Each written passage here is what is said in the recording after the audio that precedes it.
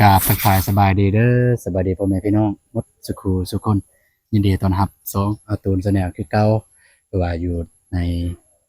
ลาวในไทยหรือต่างประเทศและผู้ใหญ่ใจบุญ FC ทุกท่านนะวันนี้อาตูนก็มาบ้านน้องซาลีพี่น้องเอ้ยมาอัปเดตเบิ่งทางไอ้สางแดงเฮาเฮ็ดเฮือนครัวฮอดใส่แล้วก็เฮ็ดหยังแหน่มื้อนี้ก่อนสิไปหาไอ้แดงก็สิทักทายทางไอ้นุ่งก่อนว่าตกลงแล้วเฮือนครัวเฮาแม่นเฮ็ดอยู่เบื้องใดเนาะเพราะว่าผู้ใหญ่คือโอนเงินมาให้แม่นโอนมันทางไอ้บ่าวนุ่งแต่เฮาไปเฮ็ดตามผู้ใหญ่เพิ่นบอกหั่นเนาะตามผู้ใหญ่ที่เพิ่นแนะนำว่าเฮ็ดบ่นั้นบ่นี้และขนาดเท่าใดเสามีจักต้นเนาะไปหาไอ้นุ่งกันเลยไปเนาะไอ้นุ่งก็อยู่นี่เนาะสบายดีเด้อโอ้ยสบายดีพี่น้องเลยเลยแต่ว่ามื้อนี้เนี่ยมาก่อนมาลังเขาเนาะแต่ว่าแวะไปทางหาหนองเดิมเลยหาหนองจ้าไปเรื่องนั่นแหละอัปเดตยังส่วนนะอัปเดตน้องน้ำน้องเดิมมาไปหอดไส้แล้วเหนื่อยเนาะทางเบาเจ็บเพิ่นรับผิดชอบจังนะเพราะว่าทางเบาน้องบ่มีงบมีแต่ไปอัปเดตให้พี่น้องในเบิ่งในส้มเป็นว่าเป็นจังไดเป็นไรเนาะแต่ละมื้อแหละบ่งบทางเบาเจ็บเพิ่นรับผิดชอบหมดพี่น้องเนาะผู้ใหญ่เพิ่นช่วยเหลือทางเบาเจ็บแต่ว่างบนี่ยังบ่ทันพอดอกตามเบิ่งเบาน้องเบิ่งเนาะบ่ทันพอแต่ว่ามันบ่มีเลยเพิ่นน่าจะหยุดสนั่นบ่จักก็เบิ่งไปก่อนเถอะเนาะถ้ามีที่ทางผู้ใหญ่เบาเจ็บเพิ่นเลือต่อเลยว่าแวะมาหาทางน้องซารี่น่ะเรื่องเพิ่นครัวบัดนี้เนาะแล้วกับดินนี่แหละเรื่องดินเรื่องดอนบอกกันเรียบร้อยครับพอคืบหน้าใดแน่เฮือนครัวน้องซาลีเนาะบ่เรื่องดินเรื่องหยังนี่ว่าเรื่องดินนี่ก็ซ้ำเก่านั่นแหละเพิ่นให้ซ้ำเก่าเลยบ่เลยว่ายังซ้ำเก่าเลยพอดินน้องซารี่มันสิสวยไปนั่นเด้แต่ว่าสิเฮ็ดใหญ่ก็บ่ได้อยู่หน่อยเนาะประมาณ2เมตรกว้าง2เมตรยาว4เมตร5เฮือนครัวบ่เลยเฮ็ดเนี่ยอยู่นี่เลยบ่เฮ็ดเลยอยู่นี่แหละอยู่นี่เนาะห้องน้ำบ่นี่ห้องน้ำบ่ห้องน้ำเนี่ยว่าจะเฮ็ดอยู่กลางเลยจักสิจะว่าจังได๋ก็ดีคือกันอยู่กลางมันจึงบ่เปลืองพื้นที่นี่แหละสิว่าว่าเฮาก็บ่ได้เฮ็ดหยังนี่กลางมีภาพมองแม่นๆแล้วมีสิ่งของเฮาก็ไปเฮ็ดตรงนั้นแม่นบ่แม่นว่าสิโทรถามทางผู้ใหญ่เพิ่นอีกครั้งเลยเนาะเอาเพิ่นช่วยเหลือแหละถ้าเพิ่นเฮ็ดเรือทางมีทางบ่โกบ่จักงบห้องน้ำนี่นำไอ้นงบ่ทันมีเด้บ่ทันมีบ่แต่ว่านำบ่โกบ่จักบ่ได้ถามเพิ่นบ่ได้ถามเพิ่นนะว่างบห้องน้ำมีบ่นำเพิ่นนะแสดงว่าห้องครัวเนี่ยมันจากตอนแรกเนี่ยเฮ็ด6เสา6เสานี่ก็6เสาคือกัน6เสาคือเก่าบ่6เสาคือเก่า4เมตรคูณ2 6เสาแต่ว่าทีได้มันทีแล้วได้น่ะทีแหละเสามันทีแล้วได้จะเส้นห่างก็บ่ได้อีกแม่นบ่มันคือ4เมตรคูณ2เกือบซ้ำเฮือนน้องบองก็ซ้ำนั้นแหละ4เมตรคูณ2ซ้ำเฮือนน้องบองน้องบองก็4คูณ4ก็9ก็6คือกันแม่น6คือกันเสา6เสาแต่ว่า4คูณ4รวมทั้งหมดขนาดมัน4คูณ4ตัวนี้2คูณ4ตัวนี้2คูณ42คูณ4แต่ว่าเป็นเฮือนครัวของน้องบองมันเป็นเฮือนใหญ่แล้วเป็นนอนเป็นตาโลโตนเนาะต้นน้องบองไอ้ต้นนี่แหละอัปเดตนี่แหละที่ว่าเบิ่งไปถามเบิ่งเนาะมันได้เฮาก็พอมีอย่างเซาเรื่องยังนี่แหละยังบ่ทันถามรายละเอียดน้องเบิ่งเขาว่าได้ถ้าว่าได้มาแต่ทานเซาน้องซารี่ก็ได้อยู่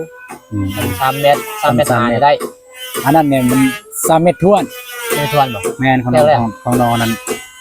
ของน้องแม่ของน้องบองแท้เลยบ่ได้แทกแต่ว่าถามพอเรา3เมตรทวนโลดแม่น3เมตรเราแต่ก็บ่ได้แทกก็บ่แน่ใจว่าแม่น3เมตรมันจะมีปลายนิดๆบ่เราว่าแนวใดแต่ว่าเราก็ว่า3เมตรแล้วพอถามพอถามหลังไม้ว่าเซานี่ประมาณยาวเท่าใด จาก ประมาณ ต้น 3เมตร เป็นต้น 8 แต่ต้น 8 เป็นต้นหนึง 8 ต้นที่เห็นเด้แต่ว่าบ่ได้นับเบิ่งตัวจริงไปว่ารายละเอียดอะนะมันแต่เบิ่งภายนอกซื่อๆก็ใส่ได้แต่ว่ามันน้อยอะนะ น้อยแฮง มันน้อย นาเท่าไหร่ 15 น้องสลีก็15ติ 15แล้วว่า14พูดซ้ำเซากลางเนี่ยประมาณซ้ำนี้แหละเซากลางของน้องสาลีน ได้แล้วซั่น ได้แล้วเนาะ โดย คือว่าสิได้เยอะกันถึงนะ ได้แล้ว อืม มีสื่อดำซ้ำมีแต่ไม้เส้นนี่ไม้ค้างนี่ได้หรือเปล่า ไม่ข้างนี่สิว่าได้คันวันเฮ็ดขนาดใหญ่ก็บ่ได้ จังเม็ดนี่ คันขนาดน้อยนี่ได้ ดินเราได้จังเม็ดดินแล้วได้บ่6เม็ด นี่แหละรายละเอียดตัวน้องว่ารายละเอียดเนี่ยน้องยังบ่ทันได้ล่มตื้มได้ล่มมานะเพราะว่าน้องยังอยากปรึกษาทีมงานปรึกษาอ้ายรายละเอียดเป็นอะไรแน่บ่ทันได้ล่มทางน้องบ้องบ่ทันได้ล่มอะไรมันจะน้องไปเบิ่งซื่อๆแล้วก็ไปแจ้งเพิ่นมื้อเช้านี่ว่ามีทางผู้ใหญ่บอกให้ถามทางสังกะสีนี้สังกะสีโรซิ่งหรือบ่ แม่นสังสีรู้สิ่ง โรซิ่งนี่แพงเด้ แพงเพิ่นก็ถามมาประมาณเท่าใดเอาตูนก็บ่กล้าเว้าเพราะว่าเฮาบ่ฮู้เอาตูนบ่ฮู้ราคานะ แม่เอาก็เม็ดหนึง70,000 แม่น70 70,000 80,000นี่80ก็40บาทแม่นบ่ ประมาณนั้นแหละ เม็ด40บาท 70,000 40 บาทแม่นบ่ 6 7ก็42 7,000ก็600 640 บาทเอา600แม่นแล้วนะเอ้ย100 122บาท ประมาณนั้นแหละประมาณ100กว่านั่นแหละ เด้อ ประมาณนั้น 112เนี่ย12บาท ประมาณสำนั้นประมาณนั้น 70,000นี่70 80,000นี่แหละประมาณนั้นแหละ แต่ว่ามื้อแรงก็กลับแต่นี่ก็ไปรวมกันเติมอยู่เฮือนน้องบองไปกับอ้ายแล้วเบากูเองก็ไปนำกันเลยไปนำกัน ไปก็บ่มื้อค่ำเด้ 4 โมงนี่ก็ได้ไปแล้ว ออกแต่นี่ก็เมื่อเลยไปพุ่นเลย 4 โมงนี่ฮอดหันออกค่ำนี่นี่มันสิบ่เย็นเด้ครับสิถ่ายมันเหยียด เพราะว่าน้องก็ได้นัดน้องบองแล้วเพิ่นสิไปสวนในด้าน ตีแล้วเดียวนี่จะน้อยเดือน7นี่เราก็สิไปดำหน้านี่เพิ่นไม่ได้นะ นะ ถ้าว่าอยากเฮ็ดเฮือนเฮ็ดซ่านถ้าเพิ่นถ้ามีผู้ใหญ่เพิ่นซอยก็ได้ซอย3เดือนนี้นะซอยแล้วก็เพิ่นถ้าเพิ่นสิหยุดนะไปดำหน้า อืม ถ้าว่ามีผู้ใหญ่ทางเบาตูนบ่ทางเบาโน่งไปหน่อยเนาะช่วยเหลือเรื่องเฮือนเรื่องซ่านน้องบ้องนั่นแหละถ้าว่ามี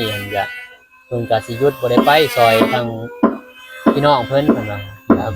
ถ้าว่าบ่มีหยังน้องก็สิไปดำหน้าซอยพี่น้องเพิ่นดำหน้าซอยนะ ถือว่า ถ้าเฮาก็บ่ได้อัปเดตบัดสิบ่ได้เห็นน้องบ้องอีกบ่นานน้องบ้องก็สิไปเฮ็ดเวียกเฮ็ดงานนี่ น้องก็บ่ได้ท้าย บ่ได้ทายและวิถีชีวิตของน้อง เพราะว่าต้องได้ไปหาพี่หน่อยไปหาเงินหาค่ำนี่ถ้าบ่ไปหาก็บ่ได้กินนี่แหละแล้วก็จักสิกว่าเอื้อยอีกพี่หน่อยเนาะจักสิกว่าแม่กว่าพ่อก็เป็นโรคลมชักพี่หน่อยเนาะ ลุมสัก แล้วก็แม่ก็เป็นโรคบ่จักประดงบ่จักกระเพาะบ่จักประสาทนั่นนะลายคือล่ะมีแต่ละทุ่มเข้าใส่ครอบครัวน้องบอง แม่น ถ้าน้องบองเจ็บนี่จักสิว่าจังได๋พี่น้องเนาะ คันน้องบองเจ็บเลยก็สิบ่มีไผเลย คักมันเลยว่ามันยากแน่พี่น้อยเด่นคือถึงงานลาวทางลาวไกลเฮาเนี่ยอยากสู้เพิ่นอยากซอยน้องเต็มที่นะแต่ว่า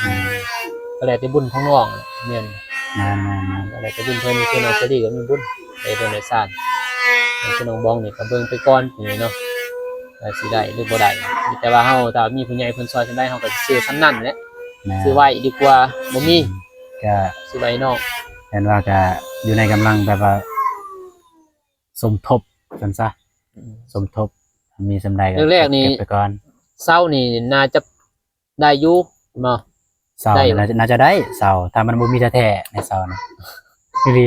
คันบ่มีแท้ๆก็ได้เลยสำนั้นเฮ็ดเลย แต่ว่าอาจจะบ่ได้สูงบ่ได้ใหญ่ซำเฮือนน้องสลีน้องเดิมเพราะว่าเสามันสั่นอาจจะบ่ได้สูงซำนี้ จะได้ต่อแหล้วต่อเอาดัง คันบ่ต่อ ดังนี่ต่อเอาแหล้ว นี่เด้เฮือนของสลีจังต่อนี่ อ่า เพราะว่ามันก็บ่พอนะ อืม ดังกลางในต่อเอาก็ได้อยู่เสามีแต่สิซื้อค้างหั่นน่ะมันมีงบ ไปซื้อข้างเอา ค้างกับแพงเด้ แพง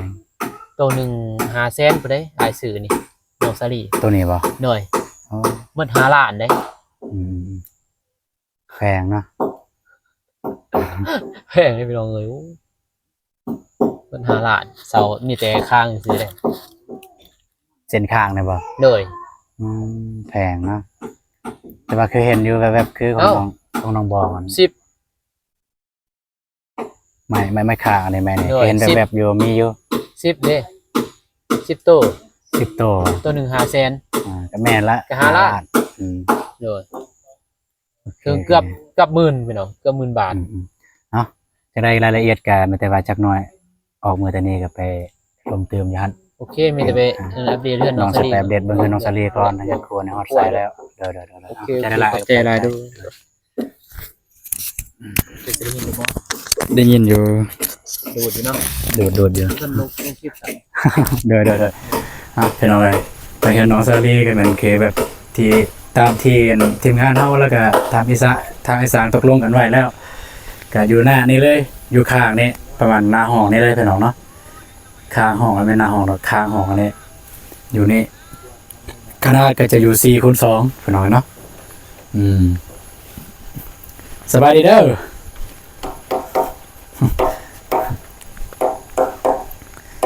พี่น้องเนาะแกประมาณนี้ซ้ำนี่แหละนี่ความยาวความกว้างก็2 เมตรความยาวก็4 เมตรแต่ว่ามันก็บ่ได้ติดกันพี่น้องจะบ่ได้ติดกันอยู่เพื่อนใหญ่ไปทักทายเบาโก้ก่อนจะเข้าสบายดีเด้อเบาโก้เด้อโดย ไปเด้อบาตูน เด้ออันนี้นะ ตัวมา คนสำคัญ เป็นสำคัญพี่น้องเอ้ย มาแต่เช้าบ่ มาแต่เสาร์เลย มาตั้งแต่ประมาณ10 โมง ประมาณ 10 โมงโอ้แต่ว่าอาจจะใส่ดีขนาดนะ ว่าจะใช้ดีมาก่อนหมู่พี่น้อง เห็นในคลิปว่าลงอันนะเอาอันนะทุเรียนมาฝากบ่ โดยเอาทุเรียนมาให้ มาฝากประตูแหน่จากหน่วย มาให้ซาเจลเป็นน้องซาลี่น้องเอ้ยเอาให้เพิ่นบ่เคยกิน น้องซาลีบ่เคยกิน ก็ว่าสิถามเรื่องอันนี้แหละสิถามบ่าวโกเรื่องงบห้องน้ำเนี่ย ห้องน้ำบ่ แม่นแบบมีหรือบ่หรือว่าแบบเพิ่นให้ถามซื้อๆหรือว่าอะไร เพิ่นยังให้ทานซื่อๆงบก็ยังบ่ทันได้มีพี่น้องเอ้ยเนาะ มีเนาะ โดยแต่ว่าถามบอน วันที่สิสร้าง แม่นบอนที่สิเฮ็ดห้องน้ำในถามว่าสิหมองใดนะที่แรกก็ว่าสิอยู่หมองนั้นแต่ว่ามันติดกับน้ำบาดาลเพราะว่าเฮาสิเจาะน้ำบาดาลอยู่หั่นบางทีก็น่าจะเฮ็ด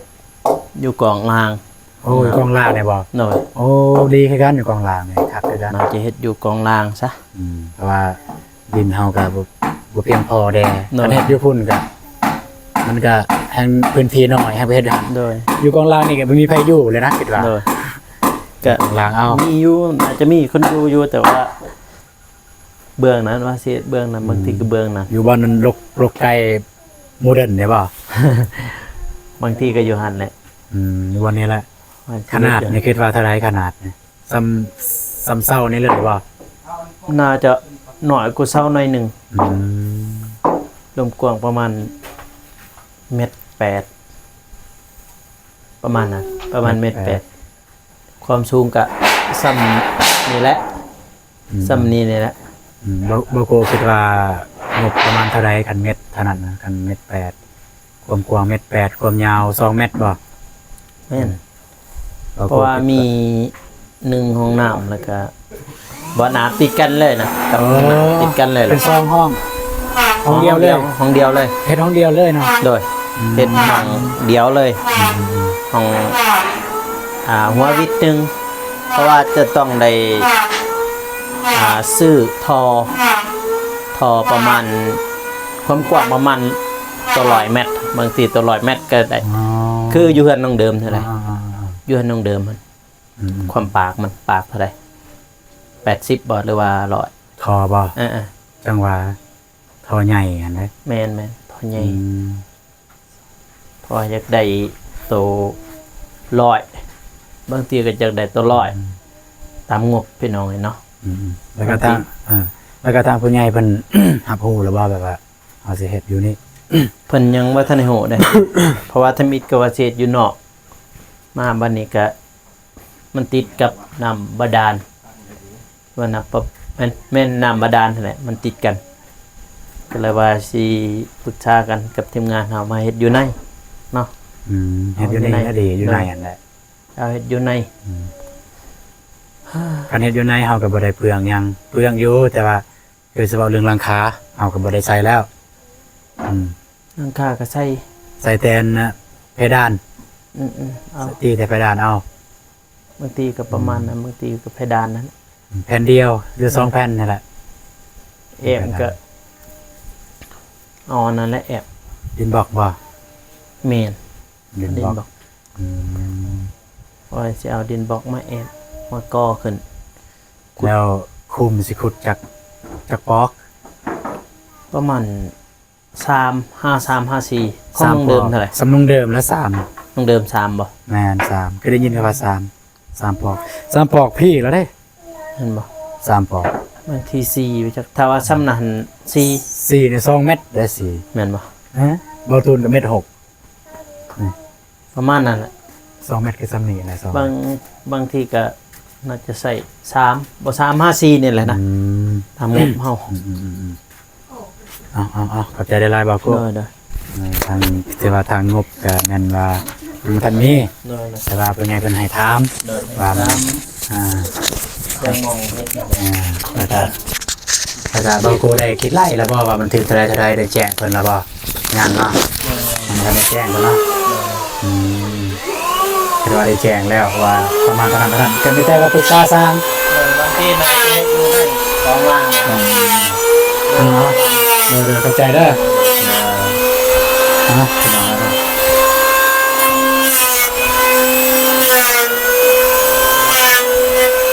สร้างเขาแต่กำลังดำเนินแล้ว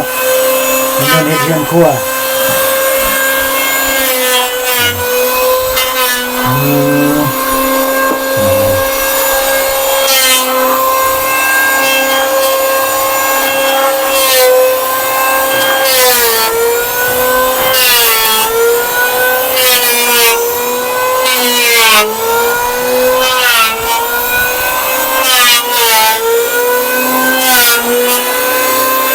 สบายดีเด้อ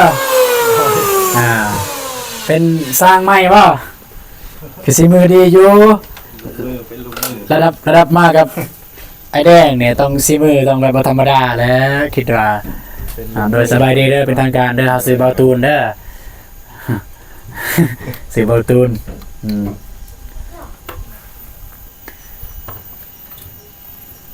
ถือว่า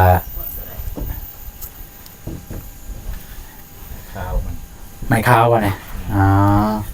แต่ว่าเริ่มแล้วพี่น้องเริ่มต้องเล็ดกันนะแดงก้อนพี่น้องเนาะแดงกัน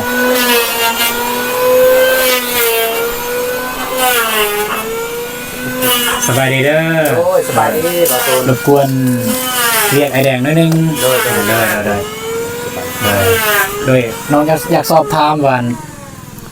เพื่อนครัวในแมนอยู่บนเก่าเลยนะ เงินครัวแม่น เฮ็ดอยู่บนเก่าเลยบอลที่บอลที่เราปรึกษากันมื้อนั้นเนาะ แม่นเฮ็ดข้างนั้นแหละ ประมาณจากเม็ด 3 เมตร 3 เม็ด 7 คูณ แต่มันก็ได้3 เมตร กว้างเท่าไหร่ กว้างละ3 เมตร กว้าง3 เม็ดยาว 5 เมตร ยาว5 เม็ดบ่โอ้บ่ตูนว่ากว้าง2 เม็ดยาว4 เม็ด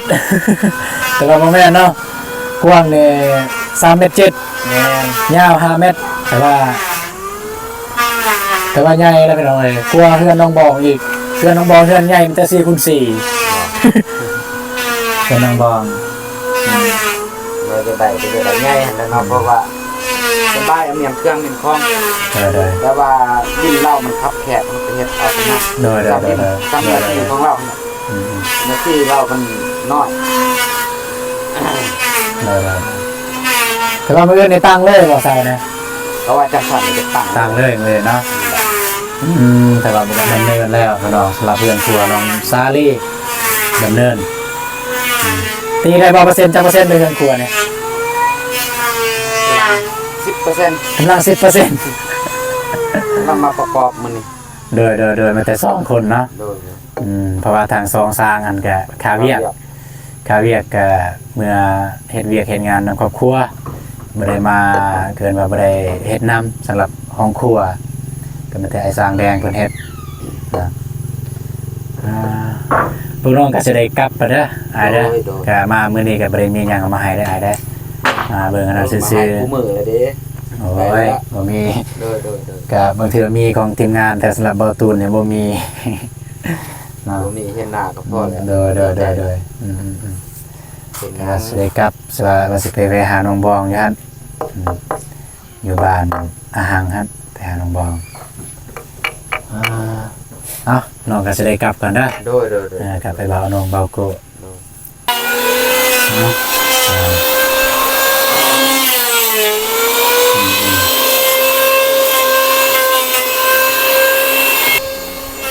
โอเคเนาะก็คลิปนี้ก็ไม่มีหยังไลายก็ต้องเลยก็มันจะถามเรื่องเฮือนนี่แหละถามบ่าวนงถามเรื่องเฮือนเรื่องเฮือนครัวแล้วก็เรื่องห้องน้ำแล้วก็ถามไอ้แดงเนี่ยเฮ็ดทอดใส่แล้วนะเพิ่นก็บอกตามในที่บ่ตูนเคยเดี๋ยวถามครับถามไอ้นงมีหยังก็ตามนั้นก็เนาะโอเคสำหรับคลิปนี้บ่ตูนก็สิขอจบคลิปเพียงเท่านี้เนาะแต่ว่าเจอกันในคลิปต่อไปคลิปนี้ขอกล่าวคำว่าสบายดีเด้อพี่น้องเนาะไปเจอกันอยู่บ้านน้องทองพัสราน้องบองกันบ่คำกันบ่มือตื้อตากันพี่บ่ขามาบ่เหยียบก็สั่นซะพี่น้องเอ้ยไปแล้ว